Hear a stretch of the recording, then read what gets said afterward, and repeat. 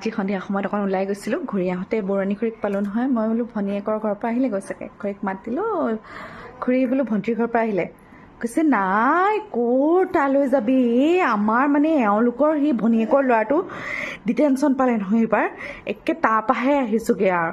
মই বোলো খুৰাৰ ভনীয়েক ক'ত আছিলেনো? কৈছে কিয়, সি আমাৰ আইতাৰ সেই ভায়েক যে আমাৰ মমাৰ জীয়েকৰ জীয়েকজনী নহয়, তাইৰ ল'ৰাটোৱে সেই ডিটেনশ্যন পাইছে। এতিয়া ইহঁলোকৰ পৰিয়ালৰ খবৰটো নোলোৱাকেনো মই সিফালেনো কেনেকৈ যাওঁ ন। তাতে সিজনী ভনীয়েকৰ একেবাৰে নিজৰ ভনী নহয় আমাৰ দূৰ সম্পৰ্কীয়হে। ইয়াত আকৌ ঘৰতেই ৰিজাল্টটো নহ'ল জানো, তাতেই ডিটেনশ্যন পাইছে। নক'লে আকৌ কথাটো বেয়া হ'ব। খুৰাৰেহে যি কৈ ফুৰিব তুমি মোৰবোৰ নাচাই তোমাৰ নিজৰবোৰ চোৱা বুলি, হয়নে? গতিকে নিজৰটো আগত, সেইকাৰণে গৈ পেলাই আজি ডিটেনশ্যনৰ খবৰলৈ আহিলোঁ। দিনতে আৰু মাছে মঙহে এসাঁজ খাই ল'ৰাটোক ঠিকছে আশীৰ্বাদ দি থৈ আহিছোঁ। মই বোলো আপোনাৰ ভণ্টিৰ ল'ৰাৰ ৰিজাল্ট? তাৰো ভালেই হৈছে।